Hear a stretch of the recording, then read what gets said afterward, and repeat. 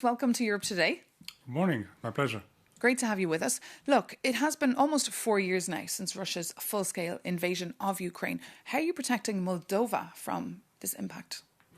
Well, the Republic of Moldova and its people have shown remarkable resilience in this past 4 years now. This is a testament to the unity and solidarity of our society, but also to the incredible support of the international community, first and foremost our friends and partners in the European Union. So this support has been put to good use to consolidate our defense, our cyber capabilities, our capacity to control the hybrid tactics that are being employed against us. But when it comes to defence, you're not in NATO and you're a neutral country, so therefore does not have aspirations to join NATO. But does that not make you feel uncomfortable, isolated, scared? Well, there is certainly a significant dose of anxiety for those that do not enjoy the NATO umbrella or any other major security guarantees, which is the case of the Republic of Moldova.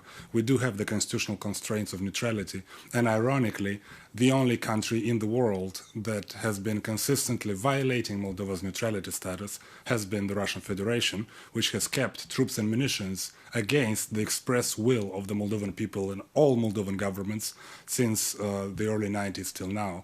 And we are counting on the support of the international community to persuade the Kremlin to take the munitions and the troops out of the Republic of Moldova in order for us to be able to take stock of our sovereignty and to be able to truly develop and pursue the interests and the ambitions of our people.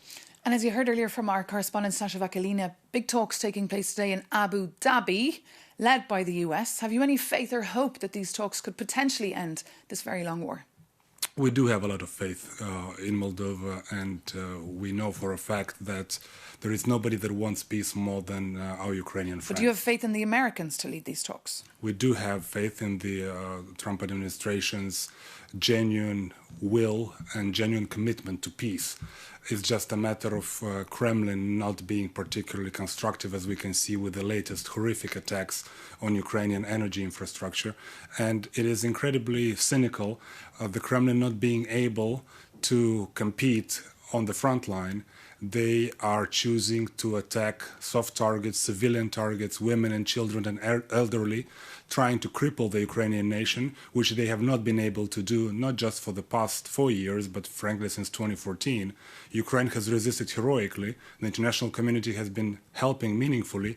And of course, it's high time for peace, but not just any peace, a lasting and sustainable and just peace.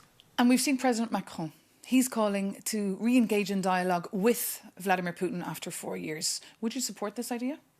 Well, as a diplomat, it would be odd for me to be against dialogue. But in this particular instance, when the rockets are flying and children are dying and people are freezing every morning, I think a good basis for beginning of a dialogue would be for these sort of things to stop and to have a real meaningful discussion on peace. So that people can breathe with a sigh of relief. So it's not the time to talk to Putin? Not yet? Well, the discussions are happening anyway. They're happening in Abu Dhabi. They've been happening in other places. It's just a matter of those discussions bearing fruit. And as I mentioned earlier, there is nobody that wants peace more than Ukraine. That just simply cannot be questioned. It's just a matter of the degree to which the Kremlin is fully committed to this process. But we know for a fact that the Trump administration has a clear vision, and the European Union and member states, of course, are fully committed to this process as well, just like we are. And what about Moldova? We've seen the President Maia Sandu call for potential unification with Romania. What's your view here? Well, the Republic of Moldova, or the territory between the Prut and Dniester River, used to be part of Romania. Many Moldovans are Romanian citizens. So these discussions about union with Romania has been a constant part of our political debates. About a third of the population have constantly been in favor with small changes. So this is normal part of political debates in Moldova, if you will. But there is not enough support if you were to put it to a referendum today, much like the earlier discussion with NATO. And this sort of decision, of course, would need to be taken with a vast majority support of the citizens in a democratic society like Moldova is. So this is a normal part of political process in the Republic. Fiery debate indeed back home in Moldova. But of course, you're in Brussels today and you're hoping one day to join the European Union. By when? Well, we have set ourselves a date to finish negotiations by 2028 to allow ourselves time to ratify the agreement. We have set this ambitious but yet realistic target in light of the progress that Moldova has been doing. And in fact, last year, Moldova has made the largest progress in terms of its accession process compared to any other candidate country. So we are making significant reforms back home. We are doing the heavy lifting. But what about your pitch to people EU countries who perhaps are hesitant about EU enlargement? Well, enlargement is indicating the credibility, the strength and the resilience of the European peace project. The fact that there are countries like Moldova and many others who see incredible value in the European project is a vindication of what a success European Union has been for since the end of the Second World War. It has been a testament of the unity and solidarity and cooperation and peace.